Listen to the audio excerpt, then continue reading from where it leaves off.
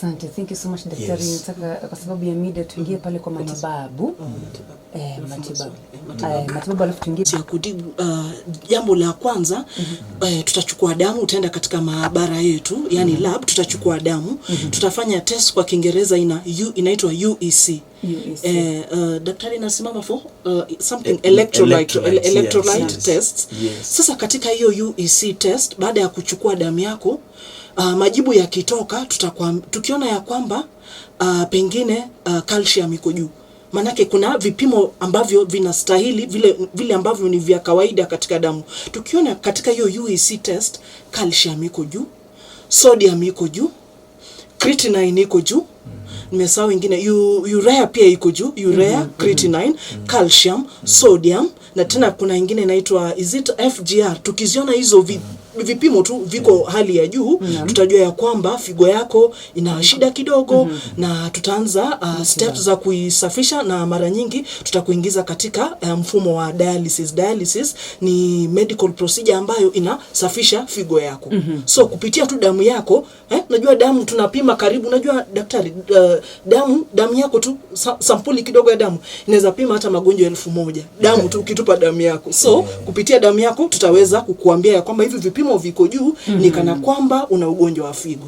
Katika upande wa kina mama ama ladies, kipimo chao tofauti. Kipande cha wanaume ambao ni men, kipimo chao tofauti. Lakini chochote ambacho unakipata chini ya 60, unapata kwamba figo imeanza kuwa na dalili ya kufanya nini? Ya kuzorota. So hiyo ndio unapata katika ile EGFR. Katika vipimo vingine ambavyo vinaangaliwa ni pia mkojo. Na unapoangalia mkojo, inafanyiwa assessment, utapata kuna ile kitu inaitwa albuminuria, ama unapata kuna proteini ya hiyo albuminuria inapatikana ndani ya mkojo. Unapopata proteini hiyo iko katika mkojo, basi ina maana kwamba kuna dalili kuonyesha kwamba kuna figo ambayo inajaribu kuzorota. Kingine utapata kwamba kuna damu katika huo mkojo, kitu kinaitwa hematuria. Wakati unaipata imekamala pale, basi hiyo dalili ya kukuambia kwamba ni kama figo zangu zimeanza kuwa na shida. Alafu kuna jambo lingine ambalo linaangaliwa, wanasemanga imaging test. Na hapo ndo tunakuja sasa. Tunapata kuna ile inaitwa ultrasound, ambayo pia inafanyika pia katika hospitali mingi, na pale Modiford pia kuna machine standard ya ultrasound. Inaangalia size, inaangalia shape, inaangalia pia structure ya hiyo figo zako ziko namna gani. So atu rely tu katika kipimo kimoja, ni vipimo zaidi ya moja. Ingine utapata katika imaging ni ile inaitwa CT scan ama MRI scan. Na tunaposema kuhusu CT scan, saizi wakazi wa Kisii na wakazi wa Nyanza, wakazi wote ambao wamekuwa wakienda labda Nairobi kufanyiwa CT scan ama wapi, saizi Mediford Hospital iko na mashine ya kisasa. Na unajua tunapomaanisha mashine ya kisasa tunasema nini?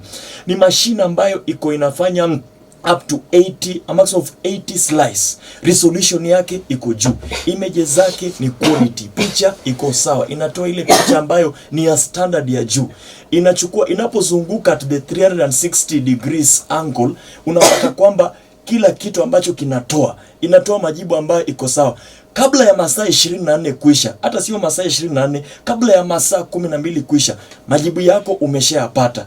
Yale majibu ambayo unataka kujua, wengine wanasema tunaenda kuripotiwa mahali, hiyo inaripotiwa mahala pale. So wakati uko na hii changamoto ya shida ya figo, tunasema kwamba 60%, anrudie tena hii ili uweze kuelewa msikilizaji wetu, 60% ya inaweza ikashughulikia hii picha ambayo unafaa kufanyiwa, iwe ni mkono, iwe ni shingo, iwe ni kichwa.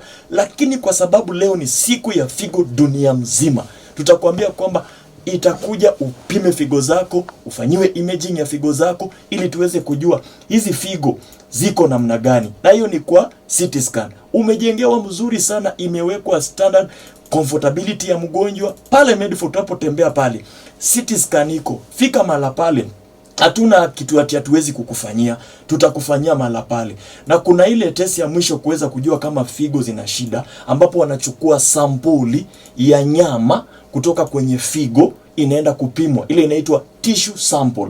Unapata wanafanya kitu kinaitwa kidney biopsy, inafanyika nyama kidogo inatolewa, inapelekwa kwa maabara, wanapeleka katika mikroskopu kupitia ile shindano ambayo wanatumia, inaenda inapima, wanaangalia hizi figo ziko namna gani, figo hizi ziko namna gani.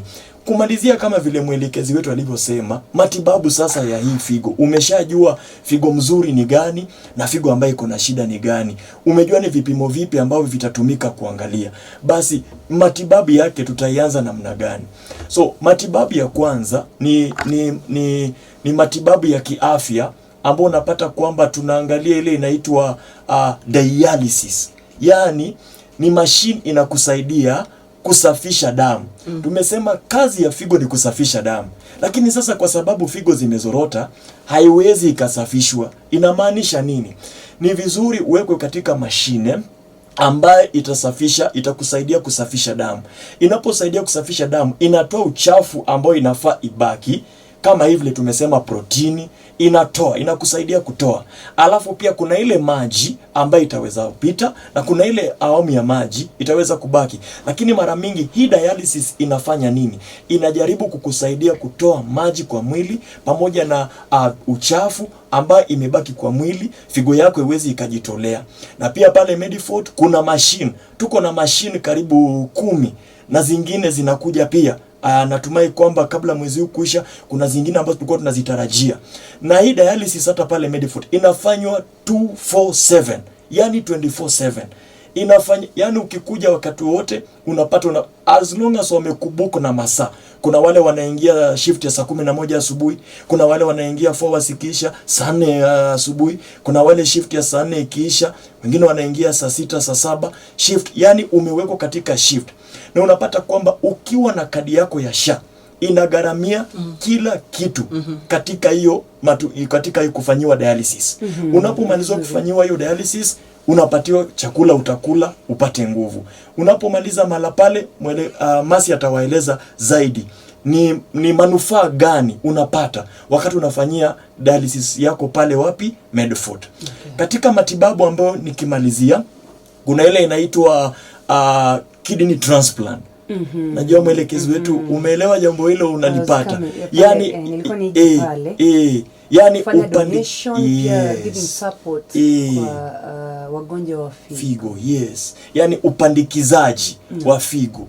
Unapata mara mingi hii inafanywa upande wa India na pia Kenya utaweza pata kule na Eldoret utapata pia inaweza kufanywa. Tunajua kumekuwa na dhiki na mambo juu na chini kuhusu swala hilo, lakini ni jambo ambalo linasaidia sana.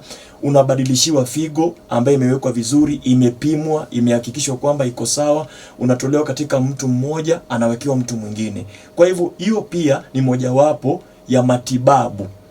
Alafu kingine katika matibabu ni kubadilisha maisha, na hapo sitaguzia sana, tushaguzia. Yani lifestyle changes. Yes. Na mwisho ni dawa. Unatumia dawa zako, kuna zile dawa ambazo unapatiwa zile za preliminary, manake figo inapozorota kuna ile inaitwa onset damage na kuna ile inaitwa chronic damage. So kulingana jinsi ambavyo mwelekezi wako kama daktari atakuelekeza, basi na madawa hivyo ndivyo utakavyo. Vizuri sana. Kabla tuje kwa swali pale, ningependa kuuliza do we have specific kidney screening maybe a day somewhere? Sijai kusikia hospitali ambazo pengine wanafanya free kidney screening. Manake ile test ya kidney, especially ile ya kuchukua damu, kwanza kabisa ifanyi katika kila hospitali. Lazima iwe ni ile maabara ambayo iko accredited. Si kila lab can do ye UEC's test, but kule Medifort tunafanya, na nitapeana nambari ya simu kuhusu kujua ni hela ngapi mtu atahitaji kufanya. So kwa sasa tuko at that on stage case. Kenya haijakuwa na ile hali ya kufanya hizi free kidney screening. Kila ambacho najua tu inafanya maybe siku ambazo kama hizi, maybe it's time tuanze kupeana watu discount ili kila mtu aweze kukua naye. Lakini kwa sasa nitaelekeza tu Medifort, pengine tu niwe nambari ya simu kidogo tu tutafika pale. Okay. Kidogo, I don't know, do we have campaigns, some events like there's a walk day for kidney days, ama yani do we have these things? Do we do campaigns for so that unajua pia inawapatia support wale ambao wagonjwa ambao wako na ugonjwa wa figo na pia ili kupea wengine nguvu. Yani activities, yani hizi activities ambazo tunazo tunaweza tukaziko katika hospitali zetu, na ndaweza kusema kwamba zipo kwa sababu utapata kama kwa mfano kuna wakati ambapo wagonjwa wanachaguliwa siku fulani wanakuja, utapata kwamba kama kwa mfano kama siku hii ya leo ni siku ya figo dunia mzima, utapata kwamba kuna ile keki ambayo inatengenezwa yao haswa specifically ya upande wa kwao. Utapata kwamba kuna ile sporting, yani ile unaita mchezo wa hapa na pale, yani ile tu ya kuwafanya wahisi kwamba wako sawa, wao ni binadamu pia kama wale wengine. So kuna hii michezo tu ambayo haitawafanya wagonjeke zaidi, haitawafanya wakuwe na ile strain, hawawezi wakastrain kama ile kudribble mpira. Kuna wale wawezi wakatembea, wako katika wheelchair, so unaweza watenga, tunaweka kwa pamoja, wanaweza wakafanya hiyo mpira yao kwa pamoja. Kuna ile inaitwa table tennis, pia tunaweka kwa pamoja. Kile ambacho tujawahi jaribu haswa ni ile inaitwa swimming. Hiyo nayo mwelekezi wetu itakuwa ni changamoto sana. Alafu kitu kingine ni zile campaign ambazo zinafanya. Hizo campaign zinatusaidia kufanya kitu kinaitwa creating awareness. Na katika campaign zetu tunakuanga na ile inaitwa medical camps ambazo madaktari wetu huwa wanaenda pamoja na wale ambao wako katika marketing team pamoja na public relation office ambayo inaongozwa na Masi Mala hapa. Wanapoenda katika hayo maeneo ya medical camps, huwa wanakuwa na nafasi pia ya kufanya kile kinaitwa proper campaigns ambazo wanachochea sana hawa wagonjwa wa figo, kuambia kwamba hata kama ugonjwa wa figo huko bado mnaweza kuwa na nafasi ya kuishi na suluhisho pia wanaweza wakawapatia. Manake ni mazungumzo ambao wanakuwa nayo bayana ana kwa ana na madaktari wao wakiwa pale katika field. Na swali la mwisho ambao uliuliza, tuweza tukafanya kile kinaitwa follow up, yani kufuatilia hawa wagonjwa wetu. Labda mgonjwa amekuja leo, umejua ako aje?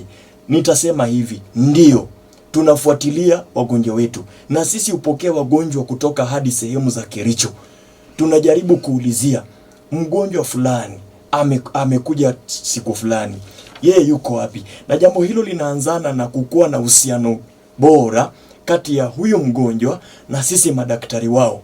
So tunapokaa na uhusiano bora, maana utapata mahala pengine naweza sema kwamba hospitali sio kama jela. Hospitali sio kama kwa mahali ambapo maaskari wako. Hapana. Hii ni mahali ambapo tunaweza tukatengeneza nyumbani. Yani ikae ni kama tu ni hadi ya nyumbani. Tunamuona mwenzako kama binadamu mwenzako. Unamtendea mema, unamchukua kama mtoto wako. Anasema mtoto wa mwenzio muone kama wako. Kwa hivyo inaanzia na ile jukumu ambalo tunachukua hatua ya kuweza kukuwa na uhusiano bora kati yetu sisi na hawa wagonjwa wetu, na tunapofanya hivyo tunaweza kuwafuatilia. Hata wakati mwingine tunajua wanakotoka, tunajua mahali wanaenda. Saa zingine tutapata kwamba tunawapatia hela za usafiri ya kuondoka na kurudi. Unaona, huo ni uhusiano ambao umeanzia mbali. Mtu akuja akupe chakula kwa meza, sio kitu tu inaanzia hapa, ni uhusiano umekuwa nao wa mbali. Mtu akuja akuambia unaishi mahali fulani na umemaliziwa dialysis, kuja hapa, shika hizi zikufikishe nyumbani ukiwa salama, na ukifika tupigie tuambie kwamba umefika, ama asipopiga labda amesahau. Sisi tunachukua hiyo hatua, tunapiga. Tuko na nambari za simu za emergency pale, tutazishughulikia baadaye. Asante, thank you so much. Nataka msikilizaji pale